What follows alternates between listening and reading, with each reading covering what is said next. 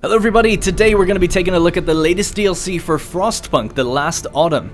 This is one of the best DLCs in a game I've seen for a very long time that actually offers more content than what the original scope of the game was. However, before we get into its features, I want to first do a quick recap on Frostpunk itself to those who may be unfamiliar.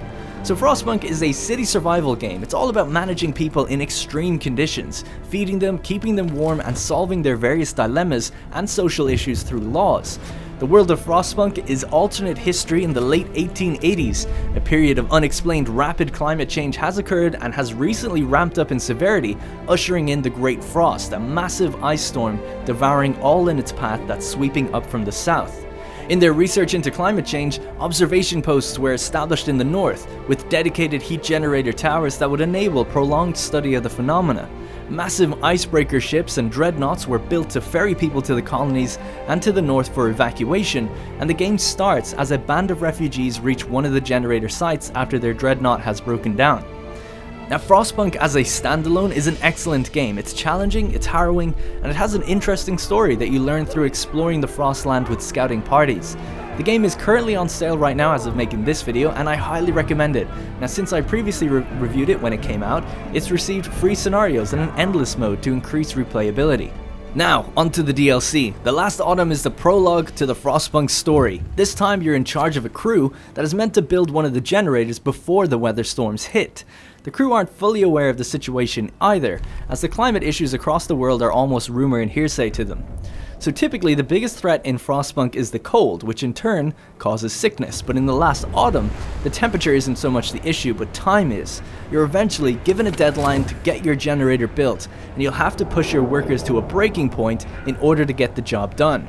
Now, because of that time constraint, you want to push them each day to get to the next stage of the generator, and you can do this by forcing harsher hours, ignoring safety precautions, and even giving them drugs to push them that little bit extra. Push them too hard though, and another mechanic comes into play, the strike. Now there's 4 stages to a workplace's strike chance. Long hours, safety, and unfulfilled promises lead to strikes occurring, where workers will put forth a series of demands that you can choose how you want to deal with it, giving them the day off, more food, or a promise of a new law. It's a big disruption as the workplace completely shuts down with a strike, setting you back from your deadline. It's again a masterclass in tough decision making by 11-bit studios. You can't tell the workers of their impending doom, as that will cause panic and chaos, but you urgently need them to complete their work so they can save many more people. If 5 or 10 people die because of overdose or safety issues, is that really so bad if it means that 800 people can survive here in future? These are the questions you'll be faced with all the time.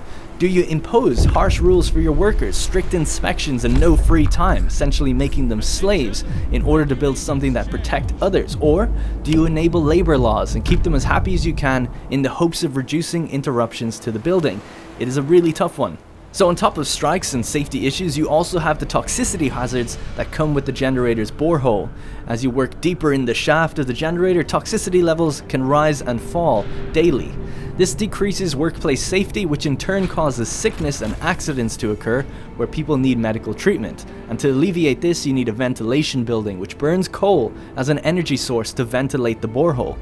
This, coupled with a bathhouse, a new area of effect building that reduces the chance of sickness, is a really clever way to force you to use coal at your disposal, because of course without a generator you don't really need to use the coal at all, so this is a nice way to integrate it.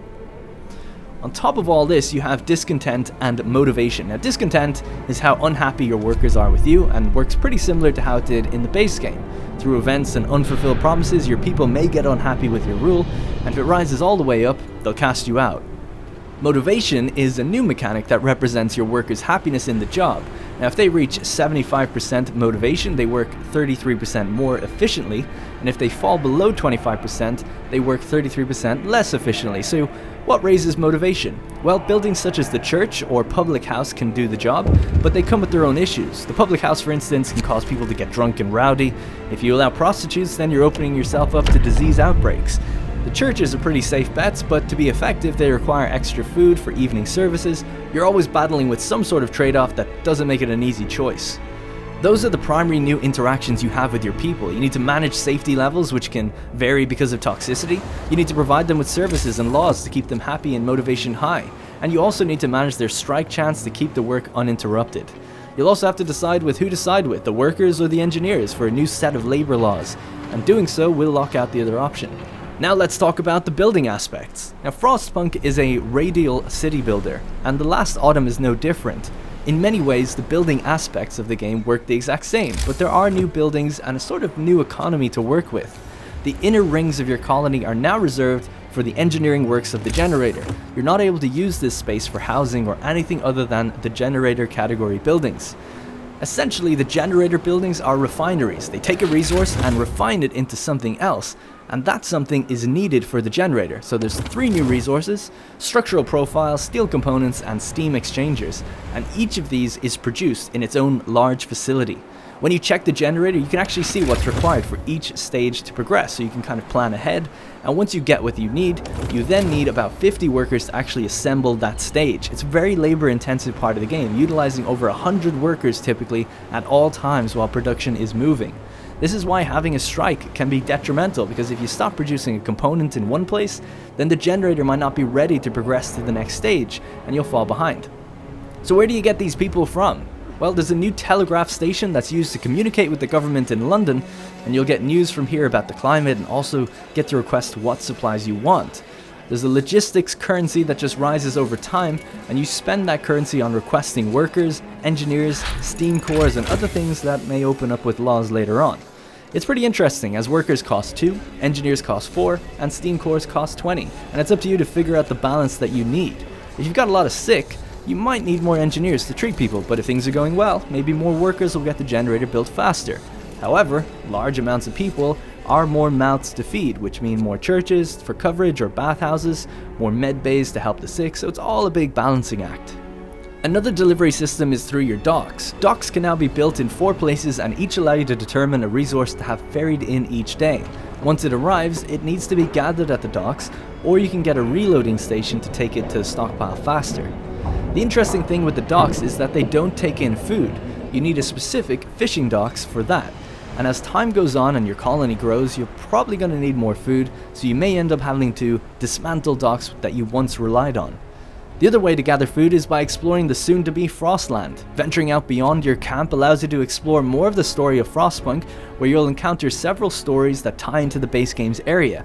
And for those wondering, no, you're not building the generator in the new home scenario. Here you're instead building the generator for Liverpool, but you are close enough to Winterhome, so you could assume that you're roughly in the same area. Now, I won't spoil the events, but the goal of scouting in The Last Autumn is actually to forage for food. You'll find deer, fish, and other sources of food that you can set up an outpost to ferry back food daily to your camp. But it only lasts a few days before you need to move on to another one. Again, it kind of takes that familiar mechanic in the base game and just alters it slightly to make you think differently about it. The last thing worth mentioning for the DLC is the Endless mode. Now in Endless mode you can try any of the maps as a builder scenario. This is where the generator is crippled from the start and you have to scrap it and rebuild it from scratch. You use the same methods you did in the Last Autumn scenario, but you have to deal with the temperature problems right from the onset as well. The fact that this then works on all the maps with varying degrees of difficulty just adds so much replayability to the game, which is really quite considerable when you think that Frostpunk's launch just had the one scenario mode. Actually, the very last thing I wanted to mention before we go into spoilers is the music. The music is absolutely fantastic. It transforms from a peaceful, tranquil ambience that kind of watches over you in the background to a front and center intense flurry of strings that escalates with your situation. As you feel the pressure of strikes, abandonment, food shortages, and the frost, the music builds and builds, becoming more harrowing, hopeless, and angry. It's one of the best soundtracks for a video game ever, I think.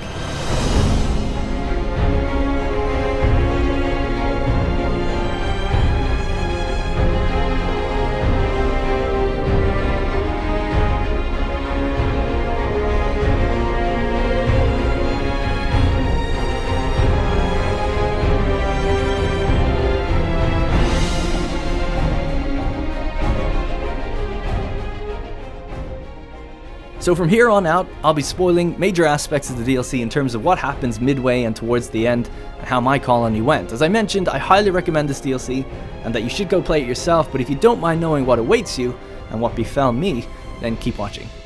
So, as the story progresses, people working in your camp realize that there is an impending doom approaching. The weather does begin to turn much faster than anyone expected, and that's why your deadline starts to kick in.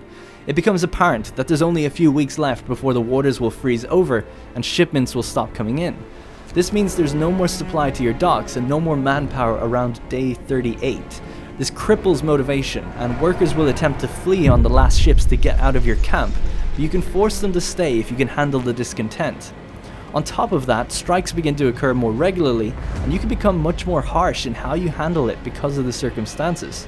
You learn that the other sites nearby you have failed, and more refugees will flood into your camp to help finish your generator. But they're rowdy and unhappy with conditions. Workers begin stealing chemicals used to start fires and keep themselves warm, looking out for their own interests, assuming help is never coming and that they'll never leave. For me, I was pretty prepared for this, but I did have a shortfall of food. New technologies open up to help you deal with the cold, but accidentally, and due to gross neglect, I let a house freeze to death that was outside of a heat zone. Eventually, after about 5 days, food completely ran out, and one man was caught eating the bodies of those dead. And in desperation, I passed a law that would allow us to cook the dead to feed the starving, which did not go over well. It kept us going for a few days, enough to finish the generator off and even give it one upgrade, but 3 more people died just as the icebreaker arrived to ferry us home. The workers who built this generator would return to England, and a lottery system would reward people with a chance to live here.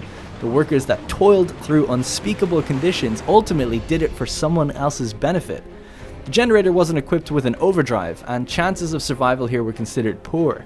The whole thing, even though I had survived and completed my main task, left me feeling like I just didn't do good enough, and that all the hardships here were for nothing. It was awesome. So that's my experience with the DLC. Again, I highly recommend it. Thank you very much for watching the video, and I'll see you in the next one.